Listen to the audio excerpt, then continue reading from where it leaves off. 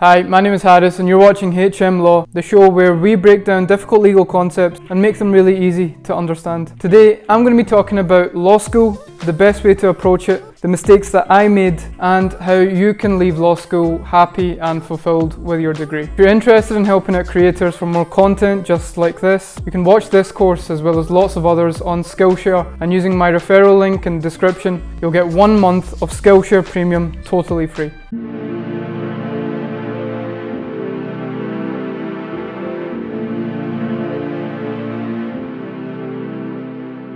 Reflecting back on my 4 years of law school, so I went to the University of Glasgow and I graduated in 2020. I see 2 plans that you can sign up to when you first enter law school. Kind of like subscription plans when you sign up to websites. First, you have your basic plan, where the idea is that the student will do what they need to do to get the degree and just move on. And it's absolutely possible that you'll get really good grades with the basic plan. The other idea is this idea of a premium plan, something that I've been reflecting on a lot since I graduated a year and a half ago, and something that I really wish I had signed up for instead of just settling for the basic plan. In the premium plan, you're not only doing the things that you need to do in the basic plan to get really good grades to get through your degree. What you're also doing is achieving other goals outside of law school. You're making use of all the resources your university and your law school has to offer. And you're looking to leave law school with very few regrets. And so I always think that these are 2 paths that students can take when they are in law school, and making that decision as early as possible is so important, because you may not realize it, but life is actually really short, and your 3 or 4 years at university are going to fly by like that.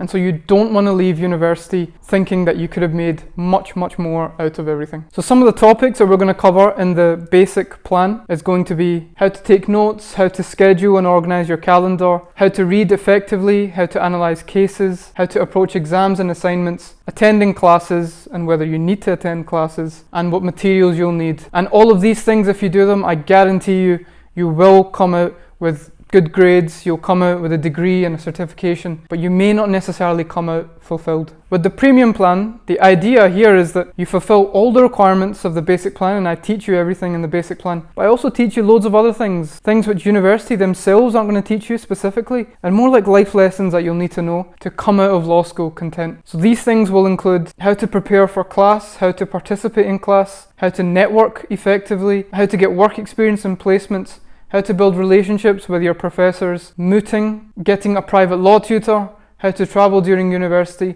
how to spend your weekends, and how to spend your summer holidays. And the idea here isn't for me to micromanage you and tell you exactly how to live your life, because believe me, I don't know the answers to how to live a happy and successful and fulfilling life. But these are aspects of my life in university that I wish I never neglected. I wish I never just let them go off into passive mode, and I wish I spent a bit more time on them. A basic plan is a really good starting point for law school, but if you want to make the most out of it, you need to upgrade to premium. The basic plan. So let's get on to the basic plan and what you'll need to learn. Well, we're going to look at materials, note-taking, scheduling and calendar, attendance, reading, case law, assignments, and exams. Materials. The good thing about law school is that you don't need a whole load of items to really be successful. You could just go in with a notepad and pen and just go through all your lectures and take your notes. But of course, in the kind of society that we live in, it's useful or helpful to have slightly more advanced tools and materials just to give you the best chance possible to come out of it with really good grades. Having said that, I still had very minimal tools that I used, and so pretty much everything that I mention I could have fit inside my bag. So I'd probably recommend getting a laptop, a really good one. MacBooks are really good because they're so sleek and they're easy to take notes on, but you can take your pick. I would recommend a really good laptop. In my first year of university, I went through 2 really crap ones, and once one of them died in the middle of a tutorial, and I was left looking at notes on my phone, which I got told off for. So get a really good laptop, a sturdy one. I've got a MacBook, it's lasted me for 5 years, absolutely no problems. Notepad and pen, this is an obvious one. Get a really good one, like a really good notepad. I know that's weird, but some of the paper quality is just terrible on some of these notepads. So get a good one and a nice pen. And with a pen, I don't think you need to spend too much money on that. A paper file folder, because law school isn't advanced enough to just use technology. So you will get paper notes. You will probably need a folder to keep all those paper notes in. Headphones, really important for when you just want to switch off or when you want to watch videos on law school subjects in the library. A phone charger, because when you're in the university library until 6, you'll need to charge your phone. And a water bottle. Note taking. Right, so there's no specific way to take notes, but here's something that I mastered in 4 years of taking notes. And I kind of split note taking into 2 options. There is note taking in class. And my opinion or my view of note taking in class, at least this is what worked for me, is that, you know, in class, lectures and seminars, they're for listening and understanding. They're not for you to take notes of the professor and rewrite his script and write his blog posts. Your first priority is to understand what he's saying in the type of way that you come out of that class with a new opinion or a new viewpoint that you never had before. When you're just taking notes, scribbling down notes, you're not coming out with any new opinions, you're not formulating new thoughts. You should only really take lecture notes if it's going to help you pay attention. Otherwise, just close the laptop and just listen to the lecture talk. After lectures is different. That is where I probably would recommend you take notes. Maybe not as detailed as you would coming up to exam season, but detailed enough that you can recap exactly what you just learned. And so making subject summary notes for every topic is going to be really important. And these notes are going to be really helpful for when you're revising for exams. As long as you have a good filing system on your laptop to locate them, I think it's going to be very, very helpful. And creating your own notes is going to give you this real sense of satisfaction because it's something that you've created yourself. And you're also going to develop this skill, which is really important if you want to be a lawyer or just work in any industry, of summarizing really complex information and breaking it down. That's exactly what I do on my YouTube channel. I break down really, really difficult legal concepts and teach them in a way that an 8-year-old would be able to understand. One tip when you're making these notes, make sure you've got autosave on. You can do it on Microsoft Word, but I used to prefer Google Docs because it would just save automatically and I can access it from anywhere. So here's how I created my own subject summary notes, which I then subsequently used to use for all types of exam revision. So you need to use your university lecture slides, your subject textbook, and any other online resources you can to kind of compile your notes. So these are going to be your foundations in terms of knowledge. Here's an example of summary notes that I made. So we've got criminal law as the topic, and we've got homicide as the particular lecture that we were studying. And you can see I kind of go into like a structure of homicide and law and explaining it and giving a definition of it. And then I go into the specific aspects of homicide in Scots law. So we're looking at murder, we're looking at the actus reus of murder, the mens rea of murder, and then you go on and you can do this with culpable homicide, which is the equivalent of manslaughter in England. So these notes are ones that I made in first year of university, and these are ones that I made in fourth year. So you can see not a whole load of difference, and this has served me really well throughout all my years in university. So this is one about United Nations law. It's one of my favorite subjects, and it's about use of force. Again, quick introduction, brief notes, and then you go straight into Article 2, subsection 4, which is the use of force provision, and then the exceptions to that use of force provision. Scheduling and calendar. So as a law student, your calendar, especially in your first few years, is going to be quite hectic. You're going to have to really make use of your calendar on your phone, presumably, to make sure that you don't miss appointments with professors or don't miss lectures or seminars or tutorials. And believe me, I've been there when you don't note down when you've got a tutorial and you just end up missing it completely and getting a really angry email from your professor. So as soon as you get into law school, the number one thing you need to do is to link your university timetable with your phone and your laptop calendar to stay on top of these lectures and seminars. So there will be a way, hopefully, at least there was in Glasgow University, where my university timetable was just directly linked to my calendar and I didn't have to manually input it every week. And so every week I'd know where my lectures and timetables are. If you don't have that, you need to then make a habit of every Sunday inputting all your lectures into your calendar. But I'm sure there's a much more efficient way to do it than that. The idea here is that when you've got your timetable already in your calendar, these things don't move, right? These are solid. And so all your other little appointments have to work in around your lectures and your tutorials. It's not the case that, oh, well, the lecture is optional and so I'll just put in my dentist appointment at that time. It's not going to work like that. Here's a kind of example calendar that is not too dissimilar from what I had in my university time.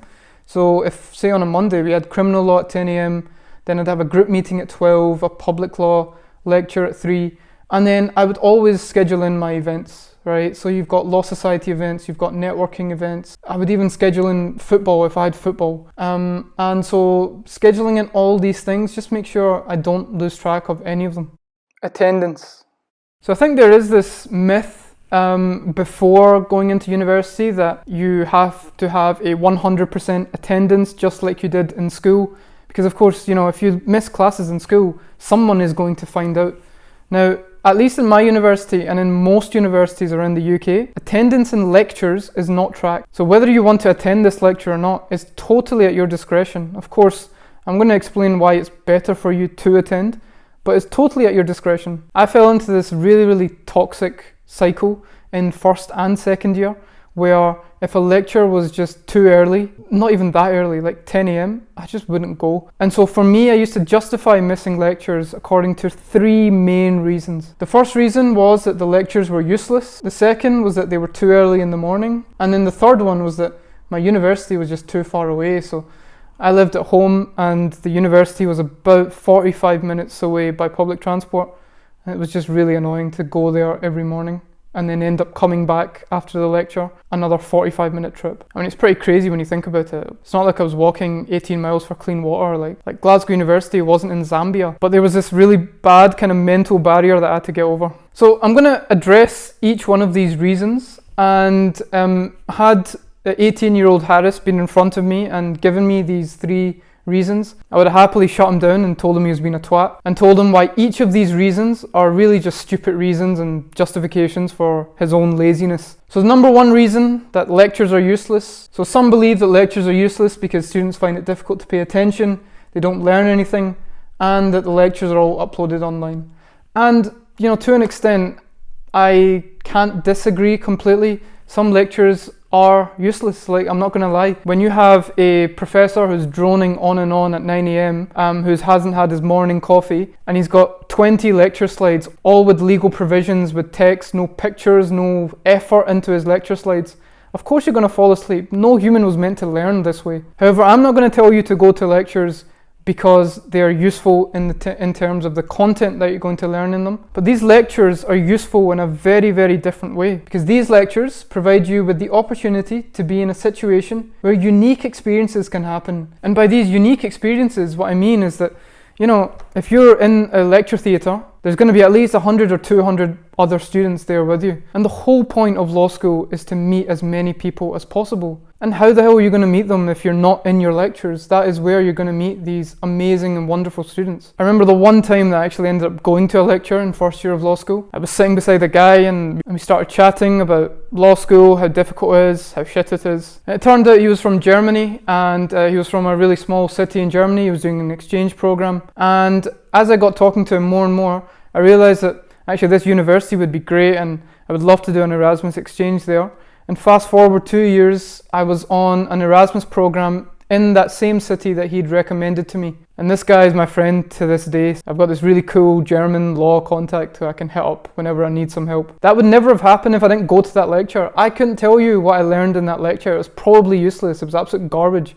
But that's not the point. When I was there, I ended up speaking to someone, and that conversation led to something much, much better than whatever I would have learned in that lecture. So the second reason that I made excuses for lectures was that they were just too early. Now, this is the thing with lectures being too early.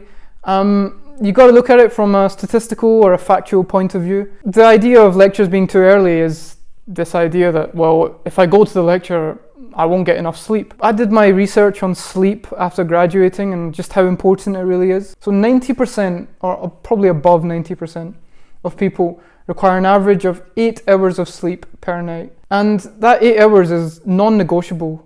There's a really good book on this called Why We Sleep by Matthew Walker. And he says that people who get less than those 7 hours of sleep, their cognitive functions are the same as if you were drunk. And so I can't overstate enough how important 8 hours of sleep is. But the thing is, if waking up for an early lecture means that you're not going to get your 8 hours of sleep, let's say you came home really late one night and it means that you won't get your 8 hours of sleep, to be honest, I would say don't go.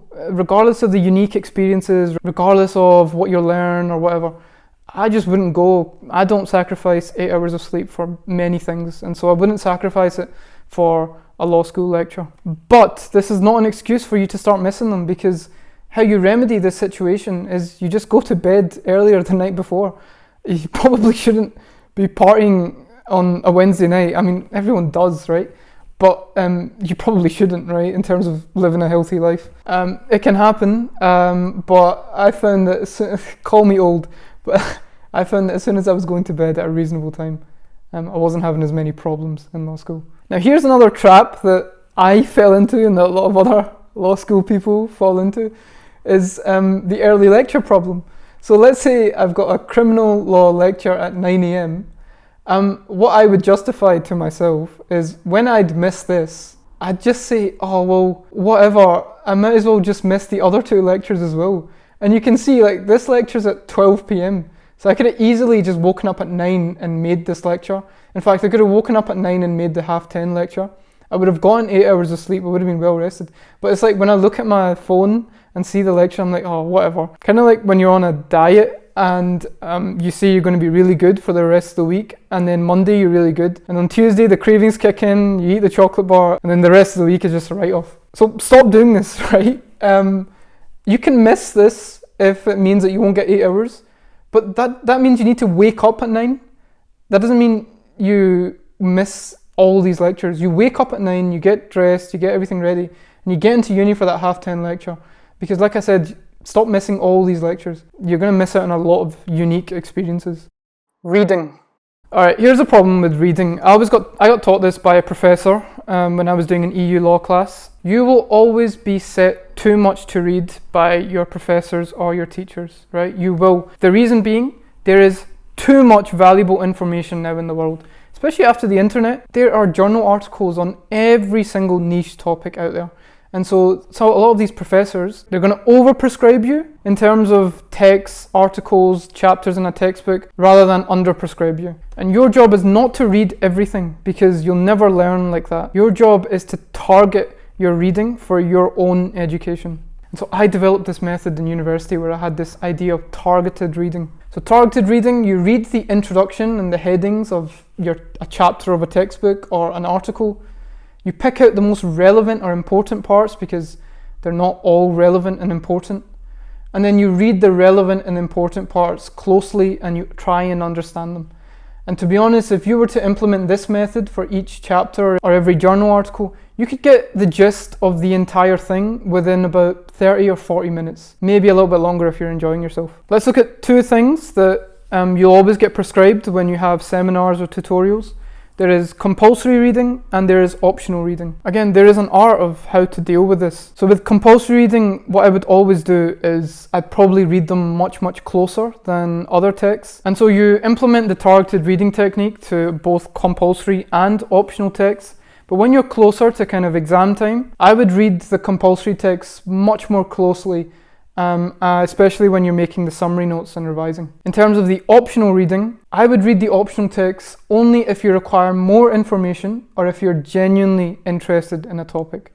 So for me, being genuinely interested in a topic would probably be something to do with international law, something to do with the use of force, something to do with maybe the United Nations. And so if I was set optional texts on that, I would happily read some of those, honestly, just as a pastime or a hobby. I don't need to force myself to read these texts. It pretty much comes naturally. And everyone will have some topic in law school which they'll just be so passionate, so into, that they'll read everything around the topic. If you're an environmentalist, you'll read loads of environmental journals that you'll be set in environmental law. If you've had problems in childhood, you'd love family law and how you're going to deal with stuff. Maybe you've had parents who have divorced and you want to understand what they went through. So there'll always be some sort of personal connection to a subject, and that's where I would say double down on your reading, really get to grips with that topic. Cases.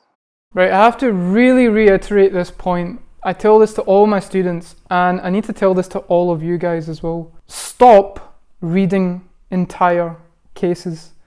I value my time a lot. It's very precious to me. You at home also value your time. I know for a fact that you do. And you don't want to be doing things that you don't like. So when you read an entire case, which is 40 pages long, how is that you valuing your time? Newsflash, it's not. And so there is a much more efficient way to understand cases, to get the general gist of it, so that it's conducive to law school. The only time when I tell you to read cases is if the case forms the basis of an assignment or if it is part of a moot trial.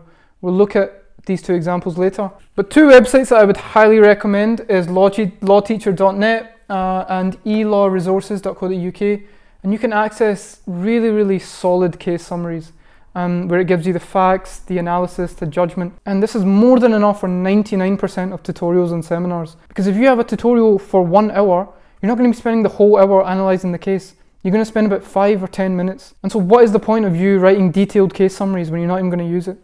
And don't get me started on exams. I'll look at exams in a minute. If you are going to use cases in exams, you need to shorten really long case names for much easier memorization. This is where my advice is going to clash with a lot of your professors' advice and their humble opinion. I'm sure if I went back to law school and told my old professors this, they would happily laugh me out the door. But professors will advise you not to use case summary websites because what they really want is for you to think about the law. So they want you to read these cases and really start to break down the arguments and start thinking like judges instead of thinking like students. But my problem with this is that look, law school is law school, but when you get in there, you've got a bunch of these compulsory subjects that you need to take, criminal and civil and corporate. And there is absolutely no way, I don't care how passionate you are about the law, you're not going to find every single subject interesting. I loved international and EU law. I could not for the life of me stand constitutional, public and administrative law. I also hated property law as well. So even if I read an entire case and really got into the mind of the judges, that is not going to make me think more deeply about the case because I despise the subject in the first place. I'm just not going to do something that I really like to do. And many of you are going to be at home thinking that, oh, well, you're just being ungrateful. You don't have a choice. You're a law student. You need to toughen up. Well, then why do we tell law students to follow their passion and specialize in an area of law that they like and that they enjoy? Why not just tell them to do things that make the most money or that are the most productive? So no, I don't agree with professors' opinion that you should be reading full cases and not using these summary websites. I think that opinion reeks of that old boys club, old gentlemen's club mentality that, well, we went through it and so you can't use internet resources and online resources to make your life easier because then that would invalidate the hard work that we went through. So I don't agree with that. I think you should value your time and be a bit more efficient in this regard.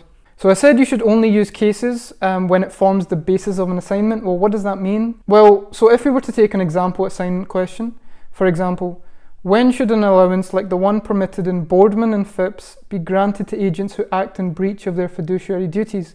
Well, in this case, Boardman and Phipps would be the basis of this assignment.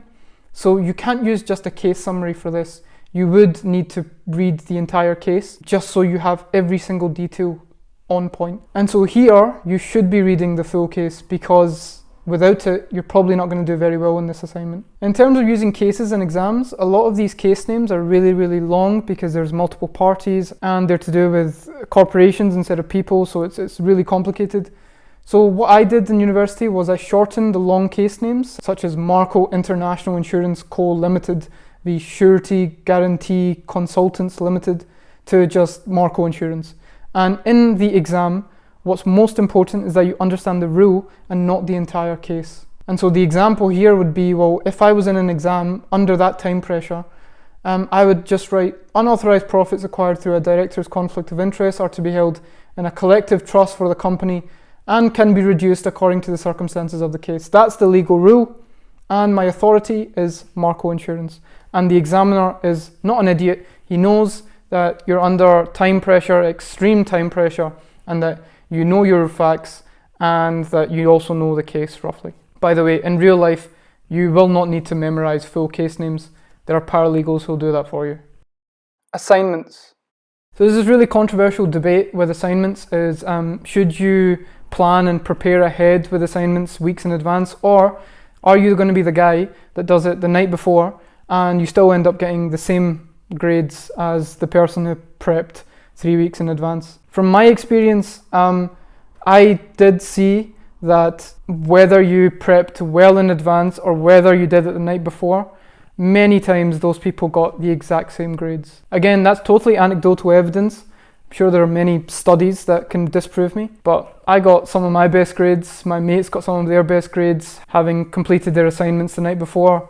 I got some of my worst grades doing them a month in advance. But the reason I would always pick doing it in advance rather than doing it the night before is that getting into the habit of doing your assignments and your work in advance and having weeks off and doing it in small chunks is a much more sustainable habit to build than to do things in life last minute. And for me, life is all about reducing as much stress as possible and finding out an assignment the month before, procrastinating, putting it off, and then panicking a week before and then doing it all the night before on Red Bull and coffee is not the way I want to live my life, either in law school or in my job. And considering your grades are pretty much going to be the same, really the most important factor we're looking at here is stress. And there's way less stress doing an assignment weeks in advance than there is doing it all at the last minute. So this is probably the best way that I would say to complete assignments, and genuinely 100% stress-free. Sometimes I do my assignments and not feel an ounce of stress. So I would probably break down the question into your own words, then divide your essay into sections. For example, have an introduction, have your first point, your second point, etc. Add in the content and the detail into each section. Of course, that will mean that you need to do your research, right? Then link those sections together. Make sure the essay has answered the question. That's really important. Make sure you've broken down that question before and that you've answered it. And then always leave one entire day for referencing, footnotes, bibliography, and another entire day as a buffer where your essay is totally complete, but if there's any last minute changes, any last minute crazy hiccups, then you have the ability to make that small change on that day. A really efficient method for me to organize my assignments was to create a folder on my laptop, and that would contain all my research material, the question, loads of things. And so for example, if we have a criminal law assignment, that would contain all my articles, my journals, my blog posts, all my notes as well. You can use Google Docs or Microsoft Word document, it's totally up to you. But this just means that you're totally organized, your head's clear, everything's sorted, and it's a good habit to get into for life after university. Exams. So in terms of studying, look, studying is personal to everyone. What works for one person may not work for another person. And there are also lots and lots of videos on YouTube about the best way to study. And particularly if you go on to Ali Abdaal's scientifically proven ways to study, that's an excellent video. But the main thing that even Ali Abdaal spoke about in his video, and that what I would say, is that you always want to prioritize understanding over memorization. Remember, I'm always going to tell you to play long-term games instead of short-term games. And understanding a topic is always going to be more beneficial in the long run than is just going to be memorizing a few cases, a few legal rules. Now, in law school, exams are normally split into two types of questions. We have your essay questions, where they tell you to explain a legal rule, tell you to give some authority behind it, and it's basically you putting down your notes onto a piece of paper. But you also have problem questions, and the majority, I would say 80% of my exam questions were problem questions, where you're given a scenario of Jill and Jack, and they have just murdered Mr. Robinson, and advise them on how they can use the defense of self-defense, for example. And these problem questions can be so intimidating when you first see them in the exam and in past papers. Because unlike the essay question, you need to find out what you're going to be writing about. The essay question tells you what you're going to be writing about, but the problem question is all up to you. And so there's this really, really efficient method that is used to answer these problem questions, and it's called the IRAC method. The name is not important, it's called different things in different law schools. I don't even think in Glasgow University it was called the IRAC method, but it's probably the most popular name in terms of the IRAC method. And so essentially what the IRAC method is you break down your problem question into four main areas. So the I stands for issue, identify the legal issues at play. The R stands for rule, state the relevant legal provisions, so cases, statutes, legislation, that kind of thing. A is for application, so apply those legal provisions to the facts of the case. And finally, the conclusion, state the effect of this on the issues and the parties. Do Jack and Jill go to jail, or do they get let off? Now, I've not gone into a lot of detail with the IRAC method here, but there's an excellent course on Skillshare by a professor of law where she essentially breaks down the IRAC method and goes into real detail and even applies it to a real life case. So I would highly recommend to check that out. Other than that, I'm sure there's a lot of YouTube resources that go into detail on this method as well. And so, all in all, that is what you're going to need to know to complete the basic plan of law school. And I assure you, if you were to do all of these things, you could easily come out with a first or a 2-1 and have a really good certificate and have a decent CV. But is it going to separate you from everyone else, the rest of the pack? Are you going to come out of law school happy with your 4 years of education and fulfilled and be like, well, that was money well spent? I don't think so. I think when we're going to go on to the premium plan, you're going to think, oh, okay, this is why I really signed up for law school. The premium plan.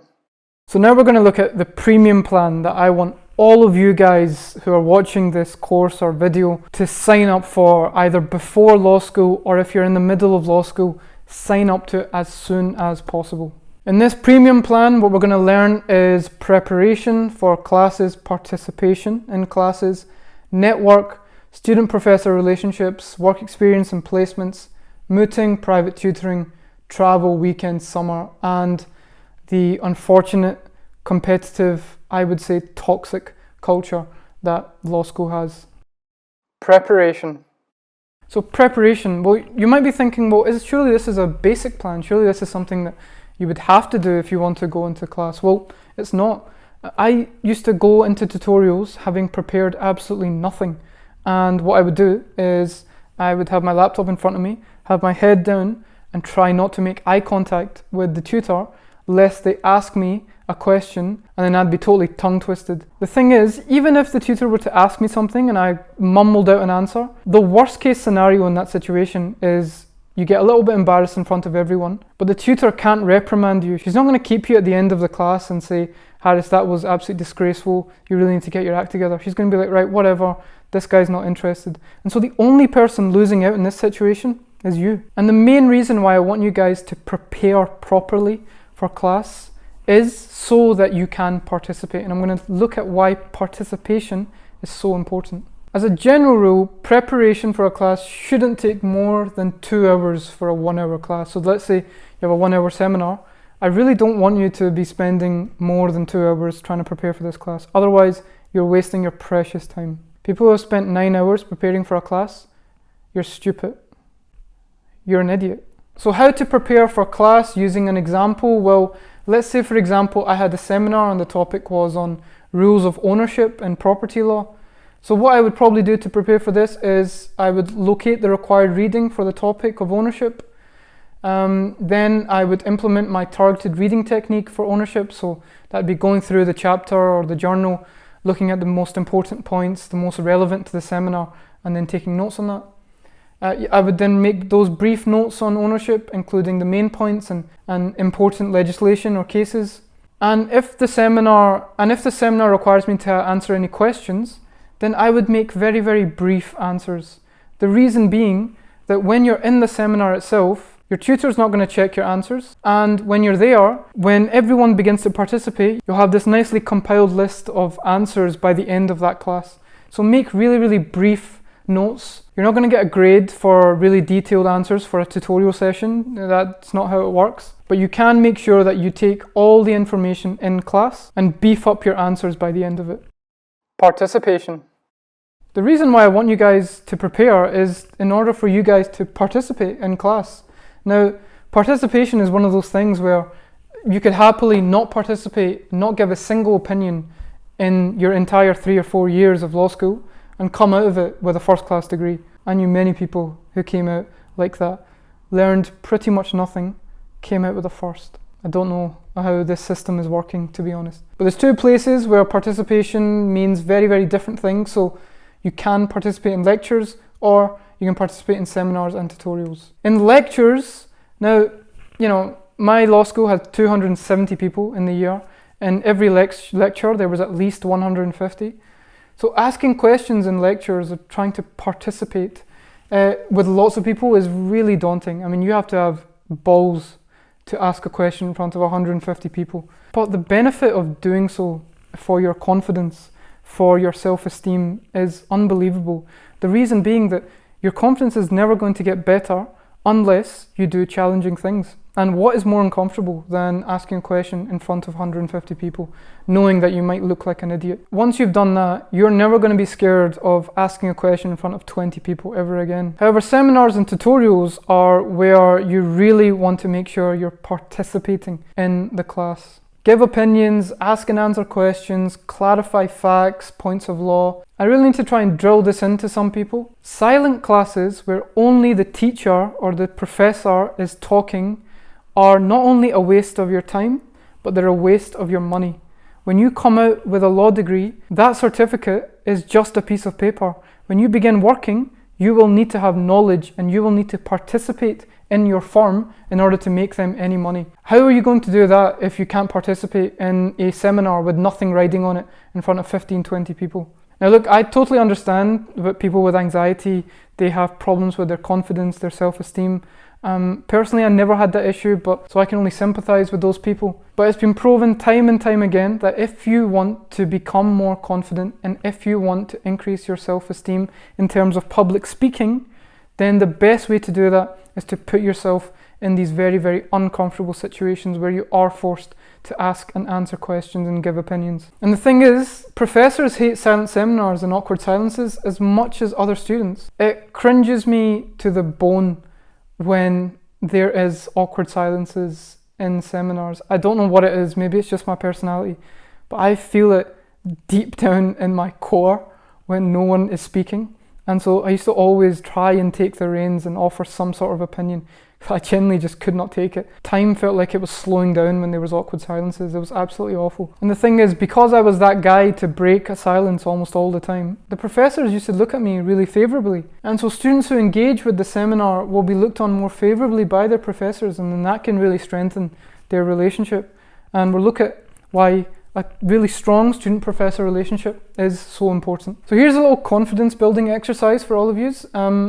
If you want to improve your confidence in your speaking. So pick a seminar in a subject that you are most confident in. So for me, that would probably be international law, EU law. So maybe in seminar 1, you ask a question that you already know the answer to in front of the class, because you know that the answer that the professor is going to give is already the same as the one that you had in your head. The second stage after you've done this is to answer a question that you definitely know the answer to. So maybe a student is struggling with a specific section, and you know, because you've prepared for the seminar, that you know the answer to this. And then once you've done this, you've gone past a really important mental hurdle. So now you want to ask a question that you don't know the answer to in front of the class. Then you want to answer a question that you might not know the answer to. And then finally, the holy grail of seminars is to start giving your opinion and personal thoughts on topics. So really start to analyze the law and be really bold with your opinions, and maybe even engage in a few debates with other people. I got into a few debates, especially in one of my seminars in 4th year. I think it was immigration law. And in fact, most of the time I would play devil's advocate. So for me, coming from an immigration background, both my parents are immigrants, I would actually play the opposite side. I'd play the devil's advocate side, saying that, well, actually, maybe the Home Office have a point when they reject visa applications from people from Pakistan or Eritrea or Ethiopia. So not only were people confused, people didn't know whether to get angry or not. And so that was brilliant. It was just me sort of trying to antagonize loads of these hyped up law students, and they had no idea how to react to it. And so just to clarify one thing, whereas attendance is in the basic plans, so sometimes you need to attend seminars and tutorials. Preparation and participation are very much premium plan topics. You could happily not prepare and not participate in all of your seminars and come out with a first. Like I said, I know people who have done that. It's absolutely possible. Hi guys, probably should just add, so from here onwards, I had been speaking for about 2 hours, including all the edited bits, and I was slowly beginning to lose my voice, and my voice got increasingly higher pitched as the video goes on. So if you're thinking, well, what the hell has happened to him? Why does he sound like a 14-year-old girl? I don't. It's just because I've been speaking for a long, long time. So just a wee disclaimer. Enjoy the rest of the video. Networking. One of the most important aspects of law school, by far, I think it's right up there, is networking. Now, it's kind of difficult to understand what networking actually is, largely because it's used so much by so many people and by so many different organizations and different sets and groups of people. So I'm going to try and break down what I think networking is, what the most effective way to network is, and how to handle yourself in networking situations. So I break down networking into two types. There's informal networking and there's formal networking. Informal networking can happen anywhere. It can be parties, social events, libraries, lectures, and on the street. Pretty much, if you meet a law student who is in your year and he is interested, but you've met him at a party, you've met him at a gathering, you've met him through another friend, that is you networking, absolutely. Now, yes, you may not realize it at the time, but even if you're talking about football with this guy, you are networking because you're building trust. And when you build trust, you can begin to capitalize on that trust where it's beneficial for both of you guys. And so really, when I say informal networking, what I mean is making friends. When you treat people as people you're going to make friends with instead of just business associates, you're going to have a much more successful time in maintaining those contacts for the rest of your life. And they're going to provide more than just jobs. They're going to provide you with, I don't know, laughs and good chat, things like that. I don't know what friends do. And then the other form of networking is, of course, formal networking. And so formal networking will take place at events like, for example, a drinks reception followed by a talk by a guest speaker. Or you'll have numerous stalls and tables set up around the room, and there's going to be different firms and organizations that are represented. And the dress code for this is normally smart or smart casual. So get your suit out, talk formally, stuff like that. So I've been to a lot of formal networking events in my 4 years. It was the one thing, because I'm such an extrovert, I'd love to go to them. And so I got really familiar with how you're meant to act in these networking events, what is the most effective way to make the most out of them, the most useful way to create contacts, to get involved with people. So I have 8 tips that I would probably give, 8 main tips that I would probably give to people if they want to network properly. Number 1, being overdressed is much better than being underdressed. If you end up in a hoodie where people are in suits, forget trying to impress anyone. Number 2, always get there early, and the reason for that is because if you get there late, people have already formed their groups and it's really difficult to then break in to the group. You'll just be a loner, like with a drink in your hand. I've been there. And so when you get in there early, you're more familiar with everyone in the room, and so there's more opportunities that'll come with that. Number 3, have your contact details ready. So that would be, for example, a LinkedIn profile or a business card if you're that bougie, or I don't know, or even your Instagram, to be honest. Just have something ready for people just to maintain contact afterwards. Number 4, choose conversation quality over quantity. So a lot of the time people make this mistake. They're having a really good conversation with someone, but they feel like they're missing out because there's 100 people in the room and they want to talk to at least 50 of them.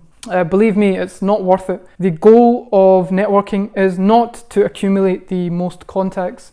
The goal is to accumulate the best contacts. And so speaking to people who are genuinely interesting, genuinely passionate is much more beneficial than speaking to lots and lots and lots of half-assers who just came there for free drinks and free munchies.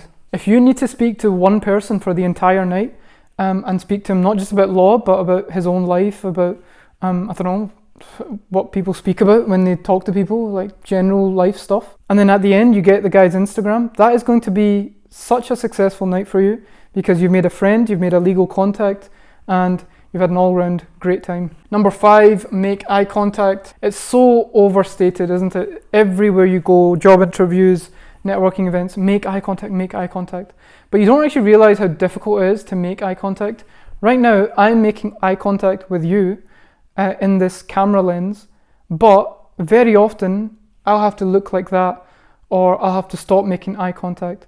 Now, for some people, they take eye contact a bit too literally and literally stare into your soul for 5 minutes. Some people find it really difficult, honest to God, they find it so difficult to actually just stare into your eyes or your face, and so they will essentially talk like this and make their opinions kind of like that and kind of glancing at you like that. And I was there, right? So when I was in first year and second year, I never realized how difficult it was to make eye contact. It was actually quite hard because when you're speaking to someone at a networking event, whereas at a job interview, there's a space in between, and so you can easily just look at someone's face as a whole and it looks like eye contact. In networking events, you're very up close, right? So you're literally right there and you don't really know where to look, right? You're looking at their eyes, and then you start like looking at their ears or some shit, and it's like, Christ, I don't really know where to look. And so there's this really fine balance that you have to strike between eye contact, looking away for a bit, looking at other parts of their face, and then going back to eye contact.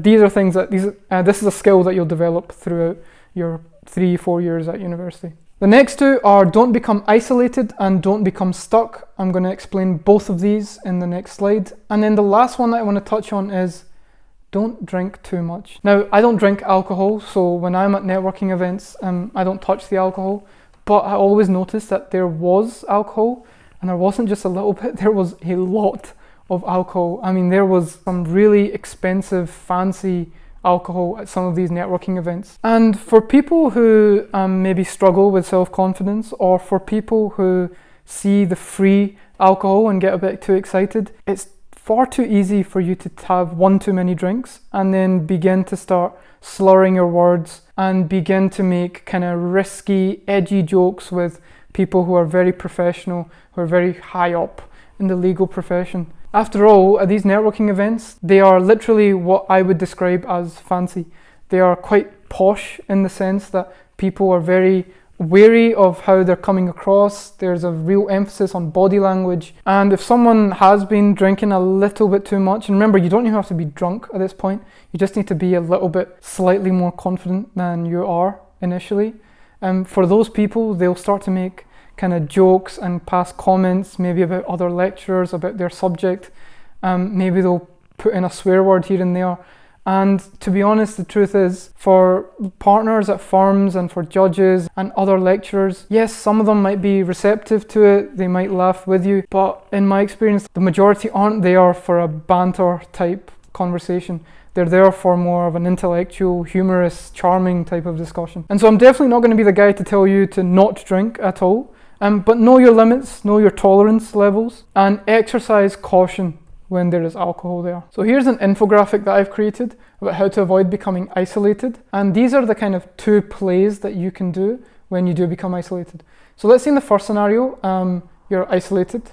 The best way I would say for you to not become that is to find another loner. So you've become a loner, and what you can do is you can find another loner. And it doesn't matter if they don't look very intelligent or whatever, but some of the people that I've spoken to at these networking events came badly dressed. They didn't follow any of the tips that I said before, yet they were just so interesting. They came from crazy countries and they had crazy backstories as well. So find another loner, right? Even if they look a bit weird, just go and talk to them. And then the second play is, well, if you are a loner, find a group that seems more open. So you have closed groups where it's almost like little cliques and it's just impossible to get in. And then you have some people that are really open in terms of the group, right? So their body language is like inviting and it will let people come into the group. And so you can just like go to the guy at the end and just start speaking to him and be like, oh, hi, how's it going? My name's Harris. I just saw you over there. I thought I'd just come and say hi.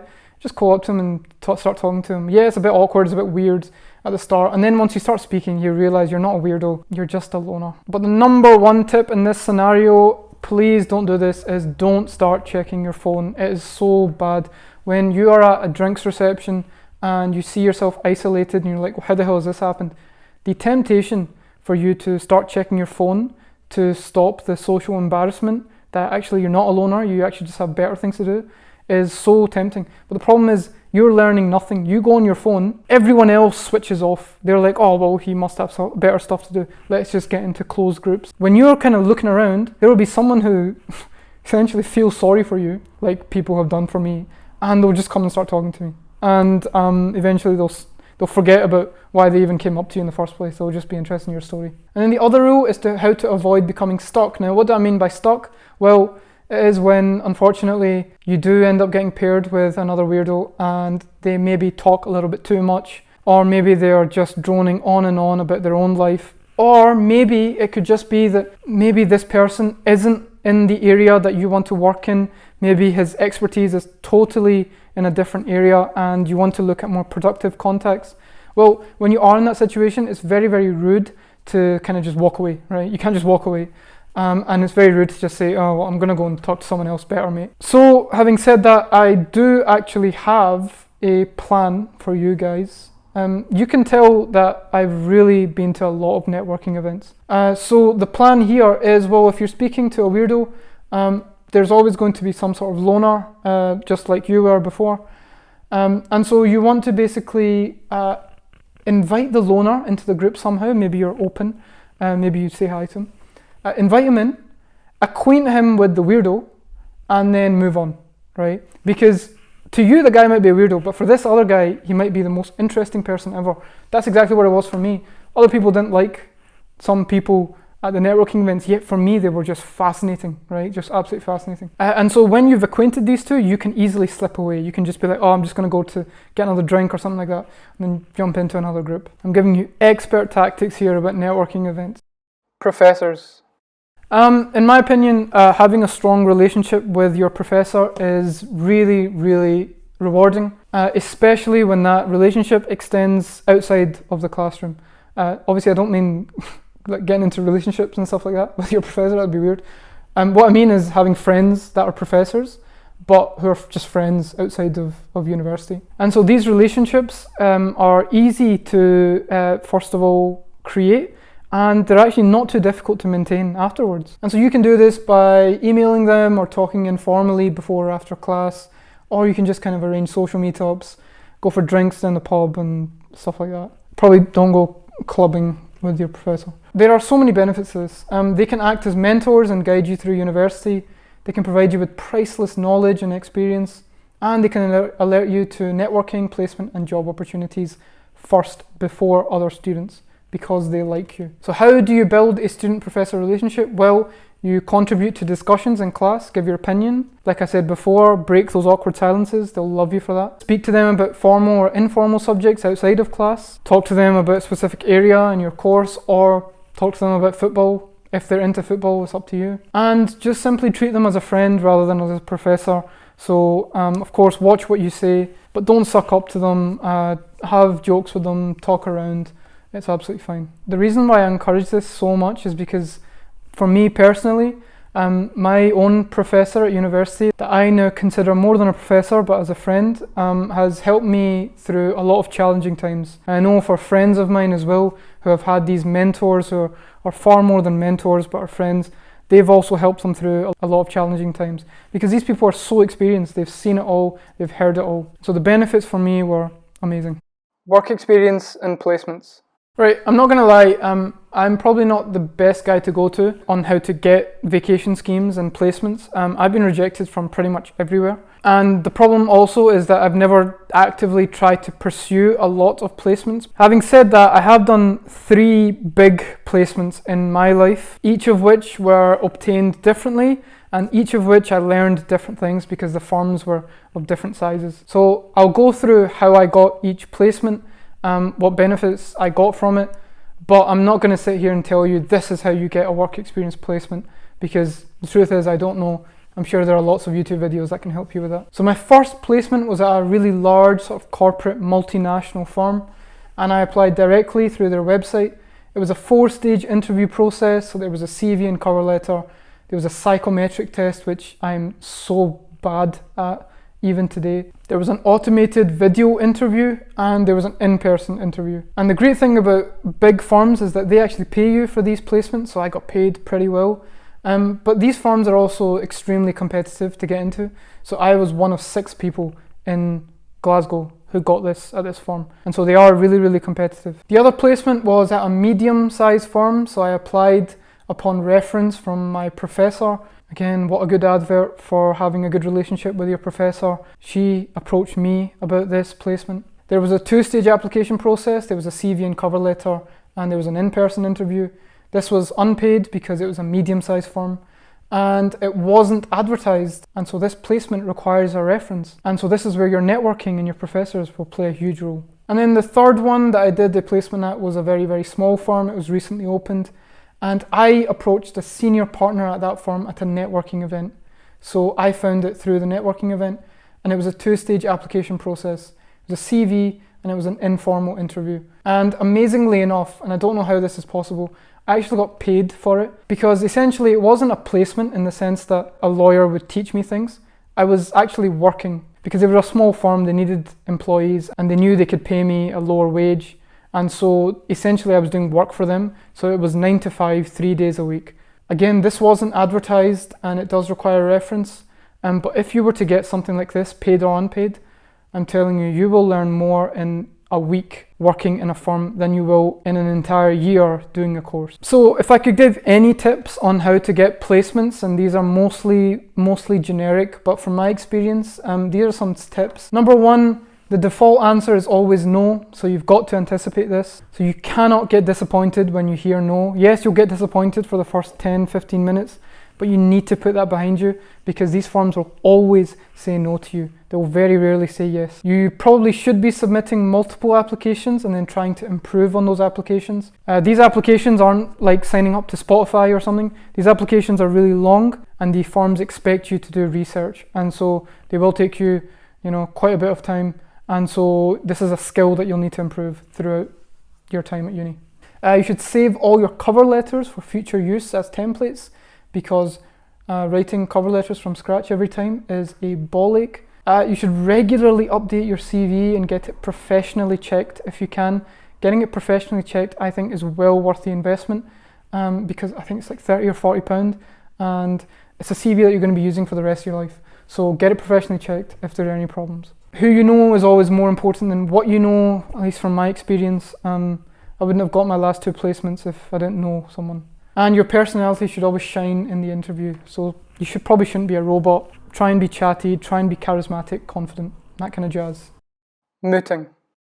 So again, I don't have a lot of experience with mooting. I've only done 3 moots in law school, so I don't have a lot of experience. I know a lot of friends who won mooting competitions, and so I got these tips mostly from them. But if I could whittle down those tips into sort of 2 sections, you have pre-moot, so the things you should do before the moot, and then things you should do during the moot. So 3 pre-moot tips: research your topic as deep as possible and really get to the root of the law. So if this means looking at textbooks from the 1950s to really understand this legal provision, then you should open up that textbook and get to the root of that legal provision, because it's going to be so important, because you won't be able to make a legal argument without knowing those finer details. Number 2, prepare for all the worst case scenario questions. You'll always be asked them. The moot court judges have seen it all before, and so they know what questions the students prepare for, and they also know the questions that the students very much don't prepare for. So prepare for all the worst case scenarios in the moot. And make sure yours and your partner's arguments flow well and make sense. If you're on the same wavelength with your partner, that's always good. Moot tips on the day of the moot. So organize everything the day before and arrive early. That's important. I arrived 10 minutes late to my moot in first year, and as soon as I sat down, the judge said, "I'm not having this, get out." And I had to redo the moot, and it was one of the most embarrassing moments of my life. So don't arrive late. Again, being overdressed is always better than being underdressed. Don't wear jeans to a moot. Don't just wear a casual t-shirt. If you need to come in a suit, come in a suit. And pause before answering a question to gather your thoughts. The most recent moot that I did, I got asked a question by the judge and went straight into it instead of pausing, and pretty much gave her a word salad. And it was only thanks to my teammates that I ended up getting a good grade. So pause before you answer a question, because it'll save you from looking like an idiot. Private tutoring. Now, I'm going to be biased here. I am a private law tutor, and I'm going to recommend you get private tutoring. Now, as a private tutor, I understand there's a conflict of interest here in me recommending you to get private tutoring. But having said that, I've worked as a tutor now for over a year. I would have benefited from tutoring so much in university, especially in first and second year, and it would save me so much stress from everything that was going on. So these are some of the benefits that I think that you can gain from private tutoring. You can get personalized teaching specific to your needs. So with my students, I always look at how they learn, whether they're more practical, whether they like me to just read off a slide, whether they like to do things and be interactive. And so I always personalize my lesson plan to my students to try and make sure that they're learning as much as possible in that 1 hour. Number 2, you can learn from the experiences of a tutor. I am giving advice constantly to students, about things they should and shouldn't do. In fact, this is one of the reasons why I've created this course, because I got asked these questions all the time. I thought, whatever, I'm just going to put this into a course and just put it out there. And number 3, it pushes you to prepare and review work regularly. When you know that you have a tutoring session with your tutor at 11 a.m. on a Friday, there is absolutely no way you are going to procrastinate your work until the Monday, because you know that if you come unprepared to that tutoring session, you're wasting your own money, and tutoring is not cheap. Now, this is one of the biggest reasons why people don't get tutoring. It is the cost. I think part of it is to do with, of course, the high hourly rate of private tutors, but another part of it is slightly more cynical. It's this idea that, well, I'm paying £9,000 a year for a law degree. There's absolutely no way. Why the hell should I be paying extra for private tutoring? And that is a totally fair comment. You'd think that with £9,000 a year, you would get enough help and support from universities to get you through your degree. The reality is, you don't, right? These lecturers have to cater to a wide number of students. They can't give you one-on-one time. They can't go through the lecture with you at your own pace. And so for you, sometimes either you get your head down and do it yourself, which can be quite lonely and quite difficult, or you pay someone else to do it for you, to have this person who's gone through everything that you've gone through and that can explain concepts to you in a really easy to understand way. Now, the cost of tutoring is normally between 20 and 40 per hour, and it's depending on someone's experience and someone's degree. And the reason that the cost is so high is because law tutoring requires thorough preparation before the lesson. So for my students, of course, I charge them £25, £30 an hour, but it's because I'm putting in 1 or 2 hours of preparation. And so when you divide it up hourly, it's not that great a wage, right? You get paid for teaching, yes, but you don't get paid for the preparation that you do before. And if I can give you one tip, is that investing in a high quality, passionate tutor is worth the investment. Make sure that you do your research on who the tutor is. There's a lot of frauds out there. There's a lot of people who know that they can charge 20, 30 an hour, but their level of service is awful. And so read the reviews, look at what they're doing on the side, and decide if you want to get taught by this person specifically. Routine. Now, without me trying to control your life completely, I would say that one of the single most beneficial things that you can do for your studies and for your life is to develop a healthy routine. What is healthy in your mind is not the same as what is in mine, is not the same as what is in Sally's healthy routine. So this will depend on your own life, but there are some basic things that you probably can do, like waking up at a reasonable time, getting exercise and eating healthy. Here's an example of my weekday routine when I really had it on point, when I was at my happiest, my healthiest. So I would normally arrive on campus at 10 a.m, whether I had class or not. I'd just be studying. It would get me out of the house, it would get me out of bed. I'd be studying in the library. I would research things, talk to people if I met them in the library. It was kind of like social.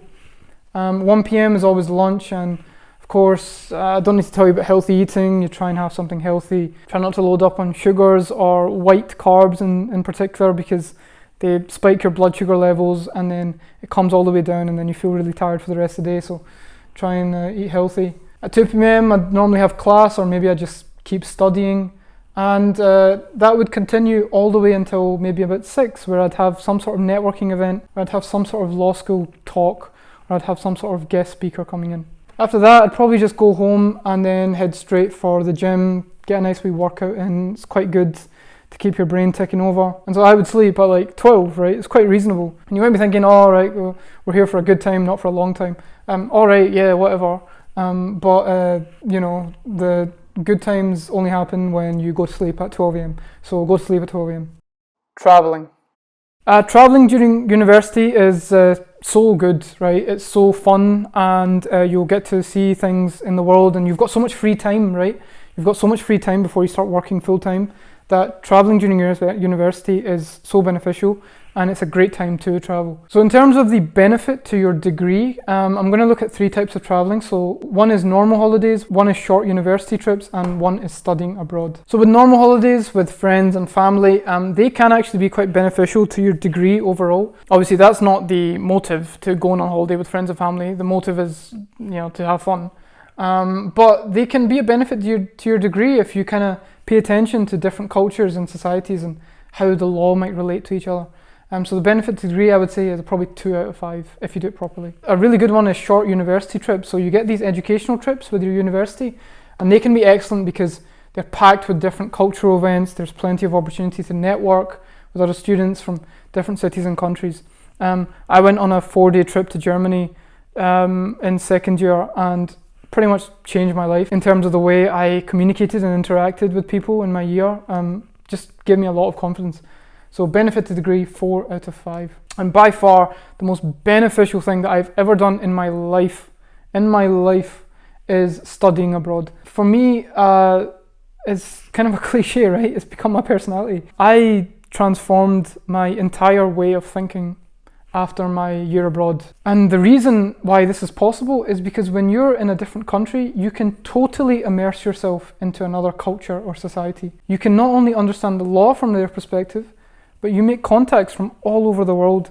So for me, actually, it was less about, benefit to my degree, law, that kind of stuff. It was more just about opening my eyes to the fact that this world is actually really, really big. And just because you're in your bubble in Glasgow doesn't mean that you're the centre of the world. Benefit to degree, 5 out of 5 every time. Weekends. I would say with weekends, you want to use them productively, but what you choose to do with your weekends is up to you. I would give you one rule: don't spend weekends in your room. Try and get out there and try and do things you like. So, I don't know, meet friends and join clubs, attend events, play sports, practice skills, work on side projects. But don't stay in your bed on your phone watching Netflix, watching YouTube videos all day. You're not going to learn anything. Like, okay, yeah, you might learn something from the YouTube videos fleetingly. You won't learn as much as you would by doing things, right? Imagine you went out and played a sport, or imagine you went to a language class or something like that. Like, that'd be so good. You'd learn so much, not just for your degree, but for your life. Summer. So with summer, you'll have a lot of free time in between years. So there are some law-related activities that you can do.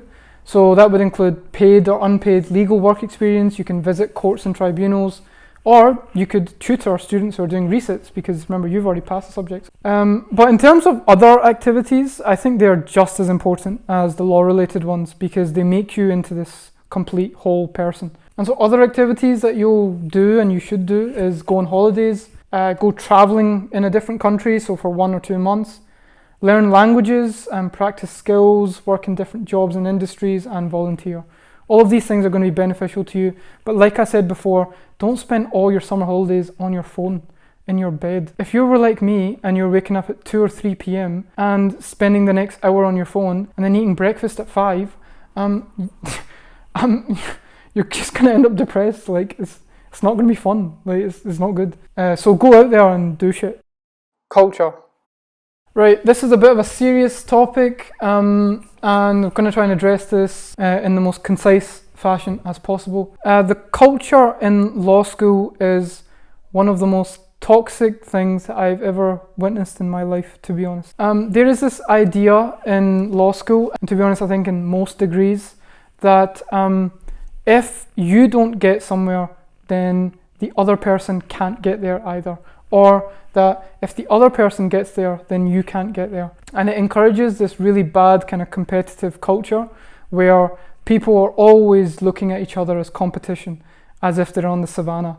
They're in the jungle and there is the last bit of meat, and if they don't get there, then the other person is going to get it and they're going to starve and die. And this culture is always going to exist there. It's always going to exist because that's just how the world works, unfortunately. So the problem isn't the fact that you're surrounded by it. The problem is if you start to engage with this culture. Because yeah, you might get a bit of short-term satisfaction by thinking that the world is a competition and that you are competing with every other person. You might get some short-term satisfaction by thinking, well, okay, I'm going to get really motivated to work hard and beat this other person. But long-term, you'll never actually beat anyone because you'll always be competing against someone. You'll never win. And the problem is, it's just going to make you cynical and pessimistic and unhappy. And so I got this idea from a guy called Naval Ravikant, who is kind of like a investor or a kind of like a philosopher nowadays. And he said, you need to start playing positive sum games and not zero sum games. So a zero sum game would be where student A wins or student B wins. And there is very, very little chance that both would be able to win. So if you find yourself playing a game like this is your sign to stop playing that game. The positive sum game, on the other hand, is when student A can win and student B can also win. You need to start focusing on playing these games. You need to build a habit of getting into mindset of looking at things like this. So examples of zero-sum games would be not sharing revision notes or study material, not telling people about job and placement opportunities, not revealing interview information for jobs, not giving honest feedback about applications and assignments. All of these things are zero-sum games. You think that if you give this information, that other person is going to have an advantage and you're going to lose. That is what you think. But the truth is, that mindset is going to get you absolutely nowhere. You need to play positive sum games, and positive sum games are sharing those revision notes and study materials, telling people about good placement opportunities, telling them how the interview process works, and giving them honest feedback about applications and assignments. What this does is when you start to give human beings things, they start to give you things back. Very few people are just going to take things and run away. They are always going to try and give back. And like I said, in the long run, you're going to be better off. So that would bring me to the end of this course. When I graduated in June 2020, I had a lot of time to reflect on my own life, the last 4 years of law school that had just gone past me. And during COVID, I think everyone had this opportunity to reflect on their own life and what they wanted out of it. And I came to this conclusion that I had made a lot of mistakes in the sense that I had not made full use of my potential in university nor in school. I could have done so much more with my life at that point. And so after graduation, I made a promise to myself that from this day on, I'm not just going to pass up opportunities because of my own insecurities or my own laziness, or because I think I'm better than those opportunities. I've got to take full control of all of them. And so if you're watching this at home and you're in the middle of university or law school, or you're about to go into them, make use of as many opportunities as are possible, because those 3 or 4 years are going to fly by so quickly. And at some point, you're going to be in your room, seeing the results of your graduation, being happy that you got your first or your 2-1, but feeling unfulfilled, discontent, and feeling like you could have made much more of yourself through that time period.